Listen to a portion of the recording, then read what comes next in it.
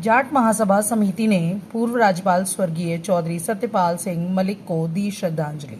बरेली। जाट महासभा समिति बरेली की ओर से शुक्रवार को जाट भवन बिलवा पर माननीय पूर्व राज्यपाल स्वर्गीय चौधरी सत्यपाल सिंह मलिक को श्रद्धांजलि दी। उनकी याद में एक शोक सभा का आयोजन चौधरी राजेश सिंह मलिक, अध्यक्ष जाट महासभा समिति की अध्यक्षता में की गई। सभा का संचालन चौधरी सुरेंद्र सिंह मलिक, महासचिव जाट महासमिति बरेली द्वारा किया गया। सभा की कार्यवाही शुरू करने से पूर्व 2 मिनट का मौन व्रत उनकी आत्मा की सुख शांति के लिए रखा गया। इसके उपरांत उनके चित्र पर पुष्प अर्पित कर उन्हें श्रद्धांजलि दी गई।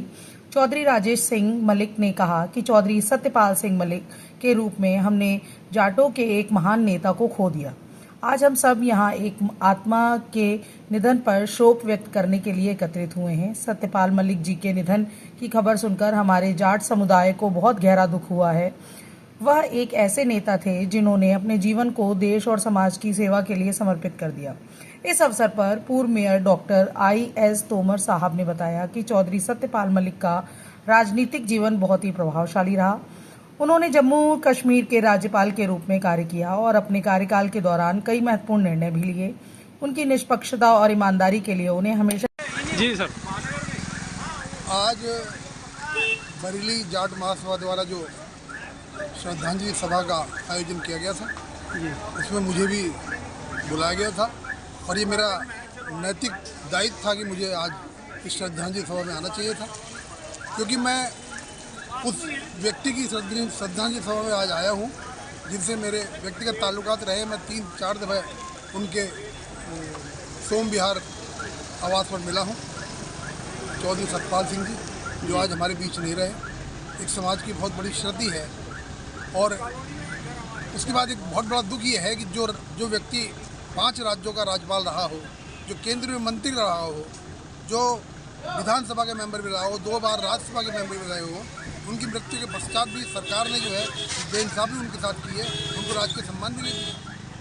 वो आदमी चौधरी चरण सिंह के बाद सबसे ईमानदार व्यक्ति रहे भारत के इतिहास की राजनीति में।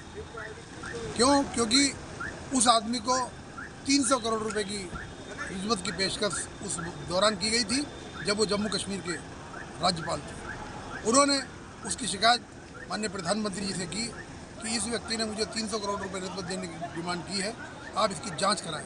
5 साल तक उसकी कोई जांच नहीं हुई और जब राज्यपाल पद से उनको वहाँ से हटाया गया, हटे वो, और उसी शिकायतकर्ता की राज्यपाल जो रहे हैं उन्हीं की जांच शुरू करा दी CBI से।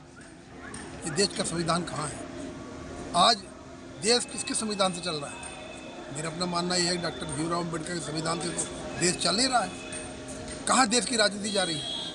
भारतीय संस्कृति के अनुसार जब व्यक्ति मर जाता है तो लोग उसके अवगुण नहीं, उसके गुणों पर ध्यान करते हैं। और ये व्यक्ति जिसने देश के लिए इतना कुछ किया, जितना ईमानदार व्यक्ति छवि के रहे, उनके मृत्यु उपरांत उनके साथ ये व्यवहार। आज की बैठक का उद्देश्य क्या रहा? आज की बैठक का उद्देश्य ये है कि जो सरकार द्वारा उनको राजकीय सम्मान नहीं दिया गया, उसके विरोध में एक बहुत बड़ी ज्वाला भड़क रही है समाज के अंदर कि उनके साथ ऐसा अन्याय क्यों किया गया। उसके विरोध में आज इस सभा का आयोजन यहाँ किया गया था, जिसमें सभी आसपास के जाट समाज के लोग इकट्ठे हुए थे। इसी दौरान मैं भी आया। सर, आज जो कार्यक्रम हुआ इसका उद्देश्य क्या है? आज के कार्यक्रम का उद्देश्य क्या? आज ये जाट समाज की शोक सभा आयोजित की थी, जिसमें सत्यपाल मलिक जी पूर्व राज्यपाल को श्रद्धांजलि दी गई और सरकार से ये मांग की गई कि उनको जो राजकीय सम्मान संविधान के अनुसार मिलना चाहिए था, वह क्यों नहीं दिया गया।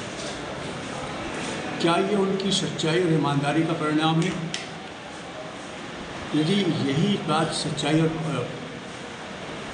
पर यदि इसी तरह के परिणाम सरकार देगी तो आगे सच्चाई और ईमानदारी इस देश से ख़त्म हो जाएगी। ऐसे क्या कारण थे कि उनको आपने सम्मान नहीं दिया? ये केंद्र सरकार की घटिया राजनीति है, घटिया सोच है।